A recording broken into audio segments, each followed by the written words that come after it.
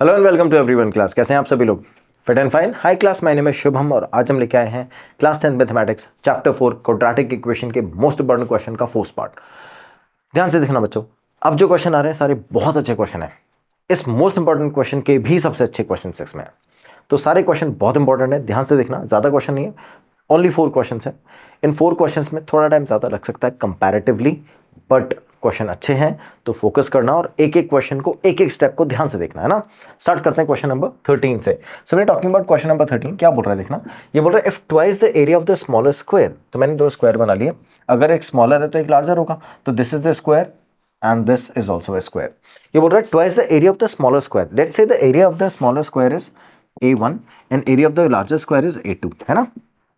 तो twice the area of the smaller square, then 2 times of the area of the smaller square is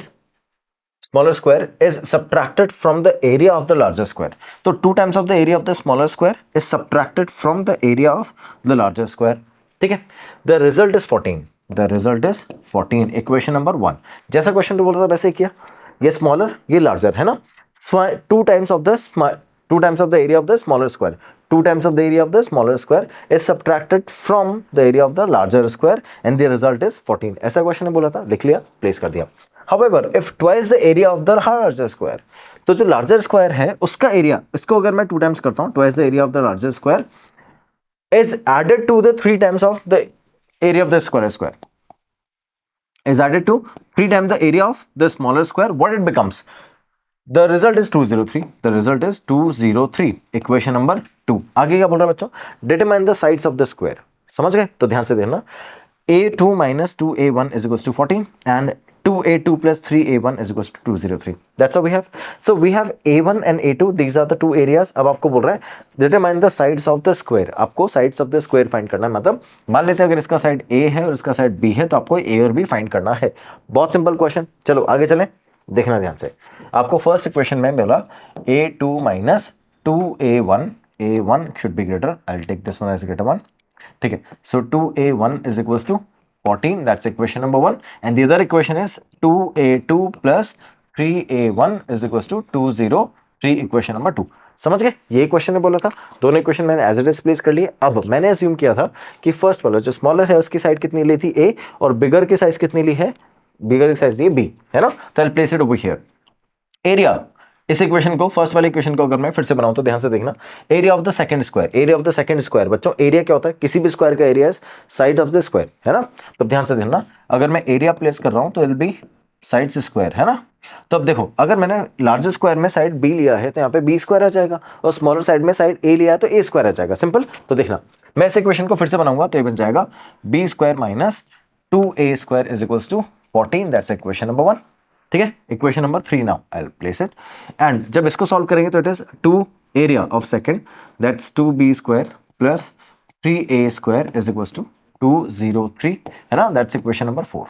clear? आगे देखो, सारी equation as it is आ गई है। अब मुझे पता है इसका कोएफिशिएंट यहाँ पे कितना है, बी स्क्वायर, यहाँ पर कितना है, बी स्क्वायर, है ना। इसका कोएफिशिएंट बी स्क्वायर का कोएफिशिएंट इधर 1 इधर 2 है ना। अब जब मैं इसका सिंपली सॉल्व करूंगा किससे, लीनियर इक्वेशन वाले मेथड से, तो जब मैं सिंपली सॉल्व करूंगा तो I can get the value of B over here, है ना। कैसे मल्टीप्लाई करेंगे बच्चों, मैं इसको मल्टीप्लाई करता हूँ पूरी इक्वेशन को बाय 2, मल्टीप्लाई कर दिया तो ये क्या बन गया, ये बन गया 2b square minus 4a square is equals to 14 2 जा 28, है ना। इधर से 2b square plus 3a square is equals to 203। Fine, let's subtract it, minus minus और ये माइनस, ये रिड्यूस हो गया। ठीक है, जैसे रिड्यूस हुआ 4 और 3 7, माइनस का 7, minus 7a square is equals to, इधर से क्या है बच्चों मेरे पास में, इधर से आया माइनस का 203, उधर से 28, सब्ट्रैक्ट करेंगे तो आंसर आएगा माइनस का 175। ठीक है, कोई दिक्कत? क्या मैं -7 और माइनस 175 डिवाइड कर सकता हूं? तो I get a square as minus 175 upon minus 7।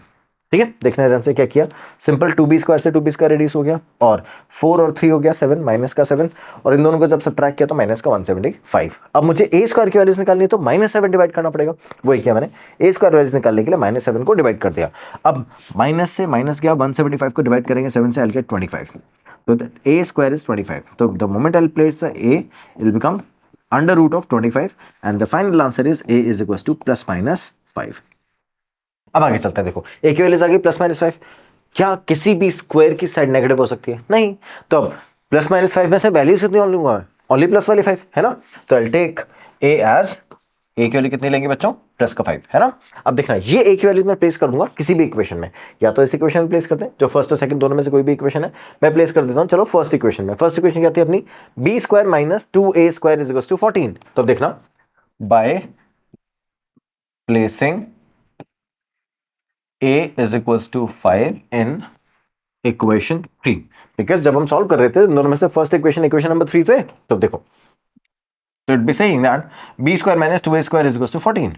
Then b square minus 2a square is equals to 14. a की वैल्यू 5 रखेंगे तो बच्चों ये आ जाएगा b square minus 2 multiplied by 5 square is 14. Let's transfer it. तो b square is equals to 2 multiplied by 5 square plus 14. ठीक है। तो अब देखना, b square 25 2 जा 50 प्लस 14 कितना? 64। बी स्क्वायर की वैल्यू कितनी आ गई? 64। तो वैल्यू ऑफ बी कितनी आएगी बच्चों? बी की वैल्यू आ जाएगी 64 का under root and the value of b is plus minus 8। Same thing, can we take b as negative? Obviously not, because it is a side of a square. So finally the answer becomes 8 only. So यहां लिखेंगे hence, यहां लिखेंगे hence a is equals to minus 5 and b is equals to minus 5 minus 8 are not possible, not possible। Reason क्या रखेंगे बच्चे? as they are the sides of squares। ठीक है। तो अब जो फाइनल आंसर है अपने पास वो क्या आया? वो आंसर आया therefore the sides of the squares are 8, was it in centimeter? Was it in centimeter? Was it in centimeter? 40, yes, absolutely. They were in centimeter. Was 8 centimeter and 5 centimeter respectively। respectively किसके लिए आएगा बच्चों ये? respectively for larger and the smaller square। ठीक है, smaller square। तो देखो, smaller और लार्जर दोनों का एरिया निकाल चुके हैं, दोनों का एरिया निकाल लिया, दोनों के साइड्स आ गए, सब कुछ आ गया हमारे पास में। क्लियर। तो अब मैंने करस्पॉन्डिंग ऑर्डर में प्लेस किया है। The order is of the larger and the smaller square in such a way that the sides are 8 and 5 centimetre. ठीक है, इसलिए रिस्पेक्टिवली लिखा, ध्यान रखना। दोनों का साइड्स निकाल चुके हैं हम लोग। आगे चले बच्चों, नेक्स्ट वाला क्वेश्चन देखो, बहुत अच्छा क्वेश्चन है। क्वेश्चन बोल रहा है that to pipes running together, to pipes running together, एक टैंक है ना, जिसको दो पाइप फिल कर रहे हैं, दे आर रनिंग टुगेदर, है ना। क्या बोल रहे हैं? That they takes 11 1/9 minutes। कितना? 11 1/9 minutes if they are working together to fill this tank। ठीक है, fraction में we can write it as 100/9 minutes to fill the tank separately। fine, 11 9 से 99 plus 100, 100/9। आगे, if one pipe takes 5 minutes more than the other pipe, okay, लेते first वाला जो pipe है वो टी टाइम ले रहा है, तो सेकंड वाला पाइप क्या t+5 टाइम लेगा, क्योंकि 5 मिनट ज्यादा ले रहा है ना। और मुझे पता है कि अगर कोई भी पाइप इस टैंक को फिल करने में t आवर्स ले रहा है या t मिनट्स ले रहा है, तो 1 आवर में वो या 1 मिनट में कितना फिल कर देगा इसको? That is 1/t। ये रेसिप्रोकल क्यों हुआ सर? बहुत सिंपल सा कॉन्सेप्ट है, ध्यान से सुनना। मान लो एक टैंक है, चलो इसको भी समझा देता हूं। मान लो एक टैंक है, इस टैंक पे मैंने एक पाइप लगाया, है ना। ये जो पाइप है इस टैंक को कितनी देर में फिल कर रहा है? लेट्स से 2 आवर्स में फिल कर रहा है। तो 1 आवर में कितना फिल कर देगा? 1/2, हाफ फिल कर देगा ना। अगर 2 आवर में पूरा फिल कर रहा है तो 1 आवर में हाफ फिल कर देगा, है ना। That can be taken as 1/2। तो अब 1 आवर में कितना फिल किया बच्चों इसने? 1/2। अगर ये टैंक लिया मैंने, इस टैंक को एक पाइप फिल कर रहा है, ये 4 आवर्स ले रहा है कंप्लीटली फिल करने में, तो 1 आवर में कितना फिल करेगा? 1/4। 4 आवर में कंप्लीट फिल कर देगा, तो 1 आवर में 1/4 1/4 1/4 1/4 ऐसे ही तो फिल कर रहा है। तो 1 आवर में कितना फिल कर देगा बच्चों? ये फिल कर देगा 1/4। समझ में आया? तो यही कॉन्सेप्ट होता है कि अगर मान लो ये 4 आवर की जगह अगर t आवर्स ले रहा होता, तो 1 आवर में कितना फिल कर देता? ये फिल कर देता 1/t। कोई दिक्कत है? यही कॉन्सेप्ट अगर मैं यहां यूज करूं, तो ये कितना टाइम ले रहा है? t minutes. तो 1 मिनट में कितना फिल कर देगा? 1/t। ये t+5 मिनट्स, 1 मिनट में कितना फिल करेगा? 1/t+5 minutes. आगे सुनना। तो अगर मैं ऐसे लिखता हूं दैट इट इज 1/t और ये टाइम ले रहा है 1 + t+5, तो इन दोनों का कलेक्टिवली कितना फिल हो गया? ध्यान से सुनना। इसने कितना फिल किया टैंक 1/t, इसने टैंक कितना फिल किया 1/t+5, है ना। तो अब ये पूरा टैंक है, इसने फिल किया, ये फर्स्ट वाले ने फिल कर दिया और ये अपने सेकंड वाले ने फिल कर दिया, ठीक है, दोनों ने फिल कर दिया। अब इन दोनों टैंक्स ने इस पाइप को फिल कर दिया, क्लियर, कोई दिक्कत है? इस इन दोनों पाइप्स ने टैंक को फिल कर दिया, है ना, इन दोनों पाइप्स ने टैंक को फिल कर दिया, ये फर्स्ट वाले सेकंड वाले में। अब कंबाइन कितना फिल हो गया, इतना फिल हो गया। अब ये जो इतना फिल टैंक हुआ है, ध्यान से सुनना, जितना टैंक फिल हुआ है ये किसने फिल किया है, ये टैंक फिल किया है दोनों पाइप ने मिला के। अब दोनों पाइप मिला के कंप्लीटली पूरा टैंक कितने टाइम में फिल कर देंगे, 100/9 मिनट्स में। ये आपको क्वेश्चन में गिवन है, तो अब ध्यान से देखना, अगर 100/9 मिनट्स में 100/9 मिनट्स में ये जो दोनों पाइप है ये टैंक को फिल कर देते हैं कंप्लीटली, तो 1 मिनट में कितना फिल करेंगे, 9/100, इसी का रेसिप्रोकल को, ठीक है। अब दैट मींस जितना पार्ट इन्होंने 1 मिनट में फिल किया है that is equal to 9/100 of the total tank capacity. तो अब ध्यान से देखो, इसको मैं इक्वेट करूंगा 9/100 से। समझ गए ना रेसिप्रोकल क्यों करते हैं, क्योंकि जब मैं इसका वर्क निकाल रहा हूं, टाइम को वर्क में कन्वर्ट कर रहे हैं, तो 1 आवर का जब वर्क निकालते हैं that is equal to one by time in which the total work be completed. Fine, so we got 1/t plus 1/t plus 5, this is equals to 9/100. Let's make it out as t plus 5. This is the LCM class. Now can we take t plus 5 and t over here, that is t plus 5 this side plus t this side is equals to 9/100. We have it. Fine. t plus t 2t plus 5 multiply करेंगे तो t square plus 5t is equals to 9/100. Fine, let's cross multiply both the values, तो 100 आता है इधर, 100 multiply by 2t plus 5 is equals to 9 multiply by t square plus 5t, ठीक है, ये values है। चलो मल्टीप्लाई करते हैं, तो 200t plus 500 is equals to 9t square, 9t square plus 9 5 जा 45t, राइट। अब मैं क्या करता हूँ, इन सारी वैल्यूज को उधर ट्रांसफर कर देता हूँ, क्यों, so that we get 9t square positive, है ना। ये अगर पॉजिटिव होगा, अदरवाइज आप क्या करोगे, आप अगर इसको ट्रांसफर करोगे इधर तो आपको नेगेटिव लेना पड़ेगा ना कॉमन लेटर, ठीक है। तो मैं इस टाइप कम करने के लिए इसको इधर ट्रांसफर कर देता हूँ, तो क्या आ जाएगा बच्चों, ये आ जाएगा 9t square plus 45t square नहीं है यहाँ पर, 45t, ठीक है, minus 200t minus 500, -200t minus 500 is equal to 0। अब देखो 9t square as it is है, ठीक है। इधर से देखना, ये प्लस का 45 माइनस का 200 सबट्रैक्ट करेंगे 155, फाइन, एवरीटन 155 t minus 500 is equal to 0। कोई दिक्कत है बच्चों? अब आपको क्या करना है, 9 को मल्टीप्लाई करना है किससे, 500 से, विल गेट 9 मल्टीप्लाई बाय 500, और इसको ब्रेक डाउन करना है ऐसे फैक्टर्स में जिनका सब्ट्रैक्शन 155 हो जाए। कोई बात नहीं, टफ लग रहा है, कोई बात नहीं, हो जाएगा, ध्यान से देखना। दैट मींस एक जो फैक्टर है ना वो 155 से बड़ा होना चाहिए, तभी तो सब्ट्रैक्शन 155 आएगा। तो अब देखो मैं इसको ब्रेक डाउन करता हूँ एज 9 मल्टीप्लाई बाय 500, है ना, 9 मल्टीप्लाई बाय 5 मल्टीप्लाई बाय 100, मैंने लिखा 9 मल्टीप्लाई बाय 5 मल्टीप्लाई बाय 100, 100 को ब्रेक करो, बहुत सिंपल सा, 20 और 5 में 9 multiply by 20 and 5 multiply by 5, तो 9 मल्टीप्लाई बाय 20 कितना हुआ, 180, 5 और 5 25, 180 माइनस 25 155, सिंपल। तब देखो ध्यान से कैसे सॉल्व करेंगे बच्चों, 9t square minus 180t, negative वाले वैल्यूज बड़ी रखनी है बिकॉज फाइनल आंसर नेगेटिव आना है। तो अब 180 plus 25t minus 500 is equal to 0। अब ध्यान से देखना, इन दोनों में से क्या कॉमन आएगा बच्चों, 9t कॉमन आएगा, यहां से आया t माइनस 20, ठीक है। तो देखो इन दोनों में से क्या कॉमन आया, 90 से इधर क्या बचा, t इधर से 20, फाइन। इन दोनों में से क्या कॉमन आया बच्चों, 25, और यहां से आया मेरे पास में t minus 20 that's equal to 0, clear. इन दोनों से क्या कॉमन आया, 25 इधर से, t इधर से 20, ठीक है, एज इट इज। अब देखो t माइनस 20 t माइनस 20, और इधर से क्या बचा मेरे पास में 90, और इधर से plus 25, 9t plus 25 that equals to 0। अब दोनों को इंडिविजुअली 0 करोगे तो यहां से t की वैल्यू आएगी 20, इधर से t की वैल्यू आएगी माइनस का 25/9, ठीक है। तो ऐसे t की वैल्यू कितनी है 20, इधर से t की वैल्यू माइनस 25/9, दो वैल्यूज आ गई t की, दोनों मिनट्स में आया है। अब आपको क्या करना है बच्चों, क्वेश्चन जैसा बोल रहा था वैसे चलना है। क्वेश्चन आपको बोल रहा था कि आपको टाइम फाइंड करना है, क्या फाइंड करना है, टाइम फाइंड करना है किसका, in which the pipe will fill the tank separately. अब क्या टाइम कभी भी नेगेटिव हो सकता है, so this value can not be taken, so will write it as -25/9 can be the time, ठीक है। Then t is equal to 20 applicable answer, तो लास्ट में आप लिख दोगे hence time taken by the first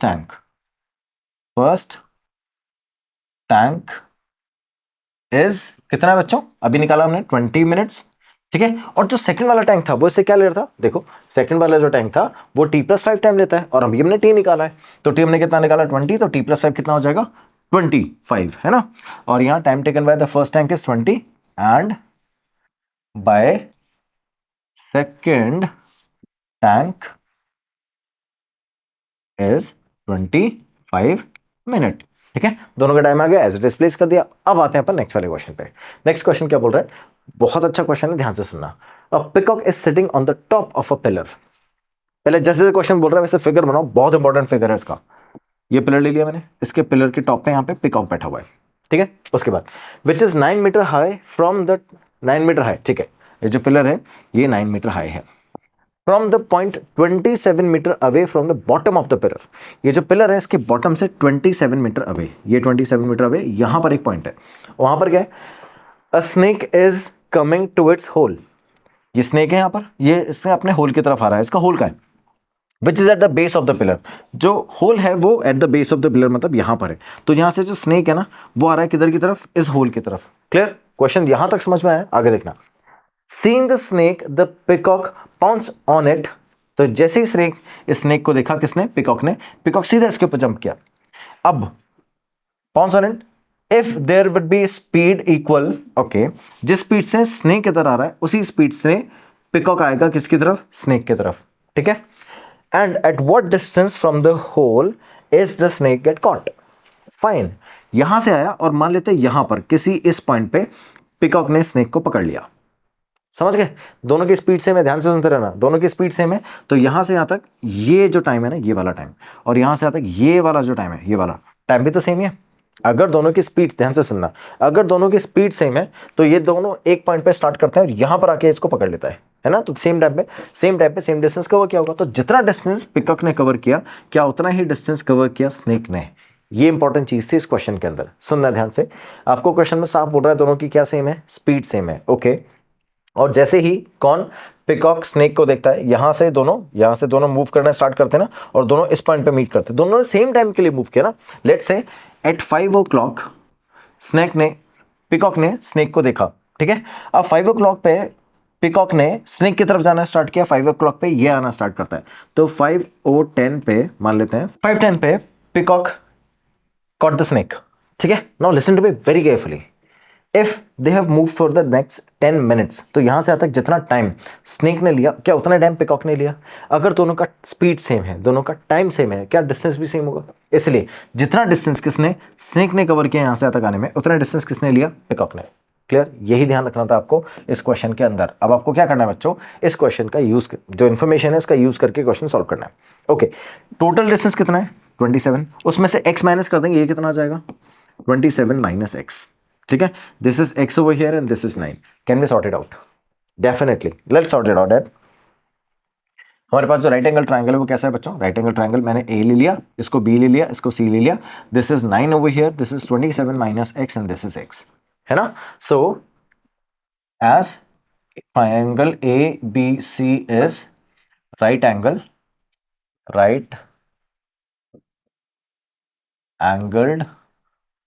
eight angle B, है ना। B पे राइट एंगल है, तो we can say that AB square plus BC square is equals to AC square, ठीक है। अब AB की वैल्यू कितनी है बच्चों, 9, आई रिटन 9 हियर का whole square, then 27 minus x का whole square is equals to x square. तो अब देखना, ये 9 आ गया, 9 का स्क्वायर प्लस 27 माइनस x का स्क्वायर प्लस x स्क्वायर, ठीक है, एज इट इज लिख दिया। अब आगे देखो, होल स्क्वायर ओपन करेंगे तो 9 square plus 27 square plus X square, 27 two 54 minus 54x is equals to X square. मैंने होल स्क्वायर ओपन क्यों नहीं किया, मतलब इनको मल्टीप्लाई क्यों नहीं किया 27 के स्क्वायर को, अभी बताऊंगा। एक्स स्क्वायर से एक्स स्क्वायर उड़ गया, ठीक है। अब देखना, मेरे पास यहां बचा 9 square plus 27 square minus 54x is equals to 0। Clear, अब सुनना, मैं 54 को ट्रांसफर कर देता हूँ। I have 9 square plus 27 square is equal to 54x। 54 को डिवाइड कर देते हैं, है ना, तो यहाँ से 54 चला जाएगा, इधर आ जाएगा, तो it's 9 square plus 27 square is equal to x, और यहाँ आ जाएगा मेरे पास 54। देखते रहना बच्चों, तो मेरे पास में है 9 स्क्वायर प्लस 27 को लिख सकते हैं 9 मल्टीप्लाई बाय 3 का whole square upon 54 upon 54 is equals to X square. ये आया मेरे पास 9 square plus 9 square multiply by 3 square upon 54। Clear, यही है ना। अब देखना, that's equals to X over here, can we take 9 square common, 9 square common ले लिया, 1 plus 3 square upon 54 is equals to X. ठीक है, एक 9 से इसको कट करेंगे, 9 6 54 एज इट इज। अब रिड्यूस करेंगे तो 3 2 6, 3 3 9, रिड्यूस हो गया ना।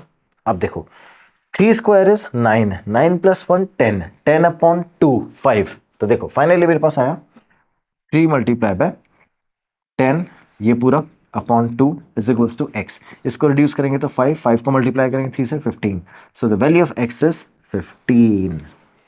क्लियर। अब आपसे क्वेश्चन में पूछ कर रहा था, आपसे क्वेश्चन में ये नहीं पूछ रहा था कि एक्स की वैल्यू निकालो, आपसे पूछ रहा था कि होल से, कहां से, क्वेश्चन की लैंग्वेज देखते हैं, आपसे पूछ रहा है from the hole at what distance from the hole the snake get caught, है ना। तो अब ध्यान से देखना, ये यहां से यहां तक का डिस्टेंस निकाला ना अपन ने। अब इसको अगर मैं 27 से माइनस कर दूंगा तो होल से डिस्टेंस आ जाएगा, दैट मींस यही पूछ रहा है। तो अब फाइनली लिखेंगे द डिस्टेंस